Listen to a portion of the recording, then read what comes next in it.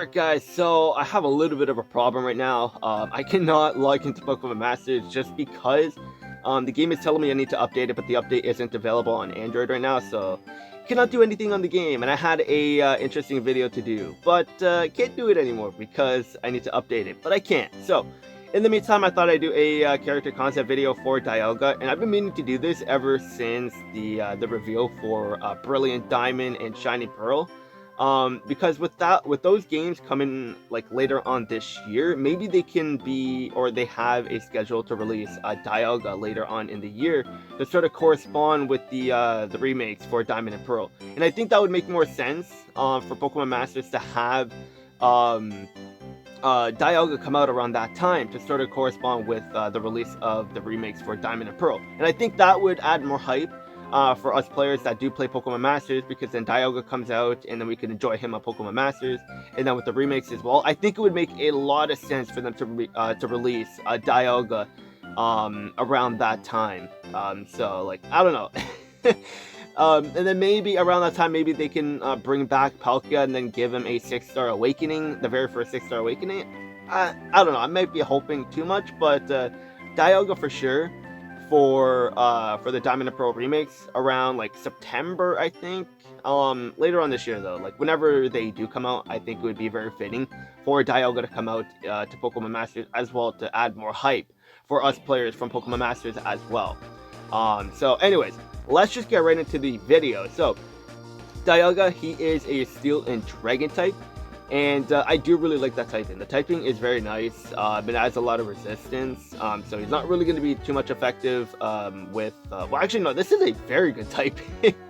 in the main series game, this is very good, because he's not really weak against fairy types, and you're strong against fairy types, you're strong against dragon types, and you sort of resist dragon types a little bit because of the steel typing. Like, overall, this typing is just very good for Dialga, so, like, definitely a very good Pokemon, just from typing wise already. And then for the ability, like, both of these are going to be sort of irrelevant in Pokemon Masters unless they want to try to make pressure sort of useful in the game. So like maybe like every time like for pressure, when you're in battle, like for example the enemy uses a 3 move gauge move, instead of it costing 3 move gauge, it's going to cost them 4 move gauge instead. So like, I don't know, maybe they could do something like that, but I think Gardevoir has something like that. If I read it wrong, I don't know, but maybe something like that for Dialga too. And then for his stats over here, he is going to be having his special attack the highest. So like, let's just look through his stats in total. So his HP is 404, and his physical attack and physical defense 372. Special attack 438, special defense 328, and speed 306. And all those stats are like when you have them at the optimal setup, like max EV, max IV, and everything, and the abilities and all. So, or the nature, sorry. So like Dialga's stats are very good. He is a legendary, and his base stat total is 680. So of course, like he's just gonna have very good stats all around. And then for his moveset, like it's pretty solid. He has Metal Claw, Scary Face, Dragon Breath, Agent Power, Slash, Flash Cannon, Dragon Claw, Aura Sphere, Power Gem, Metal Burst, Earth Power, Iron Tail, and Roar of Time. And Roar of Time we know he's definitely going to have when he does come to the game, because it is his signature move. So it definitely makes sense for him to have that. And it's basically a Hyper Beam, but Dragon type. That's what it is. That's really what it is. And we know Hyper Beam, like, in the main series games, you need to have it recharge after you use it. Just like with the Roar of Time, you need to recharge after you use it. But in Pokemon Masters, those kind of moves don't like have that effect. So you can literally just spam it if you can. So Roar of Time is going to be a very strong Dragon type move in Pokemon Masters. So like it makes sense that he's going to have Roar of Time, because it's his like signature move. It makes sense completely. And then for a secondary move, he could possibly have Flash Cannon, because he is part Steel. So he's going to be like a dual type, and like all legendaries are in Pokemon Masters. So like I'd expect him to have Roar of Time or Flash Cannon. If not Flash Cannon, then maybe Aura Sphere. I'd like him to have Aura Sphere as well, unless they want to give him 3 typings. Because we know with the new meta now with Leon, he has 3 typings, so then maybe when Dialga comes, he could possibly have 3 typings as well. So that'll be interesting. But with the build that I have, I only have 2 typings on him, and there are only 2 moves, so it's pretty obvious what I have on him: Roar of Time and Flash Cannon. But if I were to add in a 3rd move, it would be Aura Spear without a doubt, because Aura Spear is a good special attacking fighting move, and it can never miss. So like when you're in an event and it like the enemy is like having evasive up all the time, then you don't have to worry about that, because then you can just go with Aura Sphere and it can never miss. So like Aura Sphere is a good fighting type move, 80 base power, so it's pretty solid for sure. And it does suck that Lucario didn't get it either, but or Gallade. I know they gave Gallade Focus Blast because it's stronger, yeah, but honestly I'd prefer Aura Sphere, but that's just me personally. But yeah, so that's the moveset that he can learn while leveling up. And then he can learn Scale Shot, which actually pretty, like, it's a cool move, but I wouldn't really want it. And then for the other moves that he can learn, like through TM, he can learn Hyper Beam, Giga Impact, Thunder Wave, Safeguard, Rest, Rock Slide, which is an AoE. He can learn Snore, Protect, Scary Face, Sandstorm, Rainy Dance, or Rain Dance, Sunny Day, Facade, Switch, Brick Break, Rock Tomb, Shadow Claw, Trick Room, Round, Bulldoze, Stomping Tantrum, and Breaking Swipe. So like there is a lot of variety that this guy can have, but obviously the most like obvious ones for Dialga when it does come to the game is Roar of Time and Flash Cannon. But with how the meta is going with Pokemon Masters, he could possibly have 3 typings as well, just like with Leon and Charizard. So that's a possibility, but for the like obvious like 2 picks, Roar of Time and Flash Cannon. So yeah, that's what Dialga has. That's what we looked at for Dialga. Like, he's a good Pokemon all around. Like, his typing is very good in the main series games. And in Pokemon Masters, like, they could go either way. They could go Dragon or Steel, but I prefer him to be a Steel type. But because of his signature move being Roar of Time, I could definitely see him being a Dragon type, just because of Roar of Time being the signature move for Dialga. But they could also just do Flash Cannon as his sync move. But personally, I'd rather see Roar of Time as the sync move animation, so it's most likely Roar of Time that, or Dragon, that Dialga is going to be. So let's go to my notes, and then we'll talk about what I have built for him. Alright, so now we're on my notes, and let's just actually take, okay, so scratch the Steel type, because like I said, like with the Roar of Time and everything being his signature move, like he's most likely going to be a Dragon type. So forget Steel being his main type in a Pokemon Masters, just see that as fighting, or Dragon, sorry. And I'm going to pair him up with Lucas, and that's an obvious choice for Dialga, because Lucas is still not in Pokemon Masters, so it does make complete sense that Lucas can possibly have Dialga. And I have Dialga as a Tech type, and of course Dragon for his typing, and then he's going to be weak to Fire. Even though he's a Dragon type, I'm still going to keep the Fire weakness for Dialga. And then for the HP, 705, Physical Attack 240, Physical Defense 220, Special Attack 395, Special Defense 240, and Speed 210. And for his move 1, I have Roar of Time, move 2, X Special Attack all, because again, he's a Tech type. And then move 3, Power of Time. And I really do like this passive, or this training move for Dialga, because it makes complete sense too, and I'll explain. So it removes status conditions for the whole team and adds a status barrier. And it makes sense with Dialga, with his whole theme with time and everything, because when you use the training move, like when you get your status condition and use your training move, it's like almost going back in time, and you're removing the status condition because you're going back in time. And then because you know about the status effect, you're going to add a status barrier so that you cannot get the status effect after you get rid of it again for a certain amount of turns.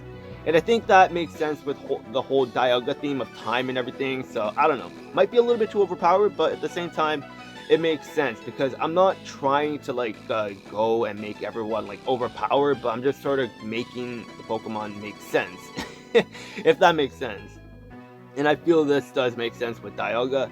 And then again, for move 4, Flash Cannon, because like I said, it makes sense with Dialga, with Roar of Time and Flash Cannon, because Steel and Dragon are his 2 typings. So having Roar of Time and Flash Cannon makes sense as well, because those are like one of the 2 like main moves that a lot of people run on Dialga. You could argue that Draco Meteor is better than Roar of Time, just because you don't have to wait a turn to use Roar of Time again. And I agree with that. In the main series games, like, yeah, you're probably better off using Draco Meteor over Roar of Time.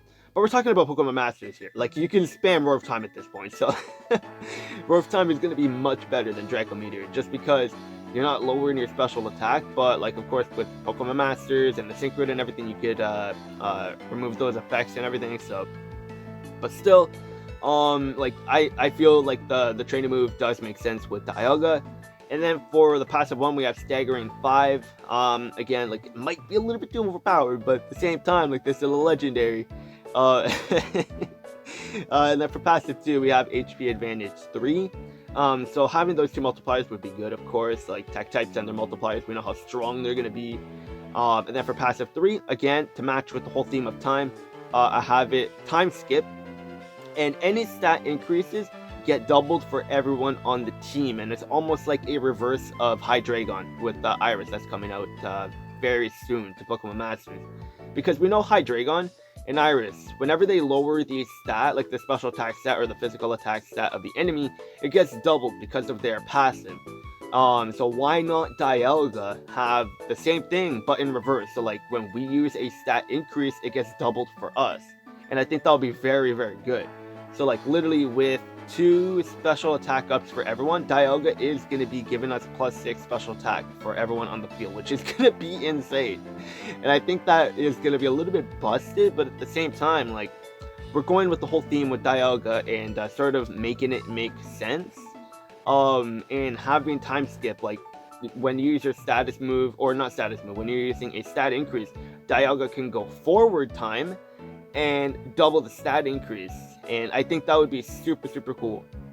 And who knows, maybe in the future they could do some kind of animations for like these special trainer moves and everything. So like, when you use Time Skip, for example, it would be cool to see the animation of Dialga sort of like going to a different dimension, forwarding time or whatever, and then doubling the stat increase. I think that would be super, super cool. But yeah, that's not gonna happen. Imagine that does, like, you use the training move and then Dialga, you just see him zip through like a portal or whatever, and then forward time, and then he comes back, and then everyone's stat increase is doubled up. I think that would be super, super cool. But yeah, so with this whole build, it might be a little bit too overpowered, but then again, like, I don't know, I'm just trying to make it make sense, but at the same time, in the process, I kind of made it a little bit overpowered. But if not a tech type, then obviously a striker, and then instead of X special attack, all it would turn into X special attack just for him. And then the training move can still stay Power of Time, and then instead of like removing status conditions for the whole team, and then adds a status barrier, maybe he can get crit up on his training move, and then he can get plus special defense if he's a striker. And then again, like you could keep HP Advantage 3, and then you can get rid of Staggering 5. And then for the grid, like with the tech type and everything, for Flash Cannon, you could have like Aggravation or something. Not Aggravation, but like the passive to like increase the chance of like lowering the special defense. Like, you could have that on the grid for a Flash Cannon. So there's a lot that Pelka can have and do. But I feel this does make complete sense with Dialga. Might be a little bit overpowered, like I said, but again, just having fun, trying to make everything make sense with Dialga, with the whole theme of time. And if he, like, when he does come to the game and he's paired up with the Hydreigon, with them being both Dragon, with Hydreigon lowering the physical attack and special attack, and then Dialga with Hydreigon, like, it's gonna be a nice and dirty combo. It's gonna be so awesome. But yeah, let me know what you guys think of this. I thought I'd make this just because, well, 1, I can't play Pokemon Masters right now, and 2, I wanted to make this video for a bit ever since they revealed the remakes for Diamond and Pearl. It makes sense for them to release Dialga on the release of Brilliant Diamond and Brilliant Pearl, to sort of go with the hype of those games as well. That's just me personally, that's just what I'm thinking.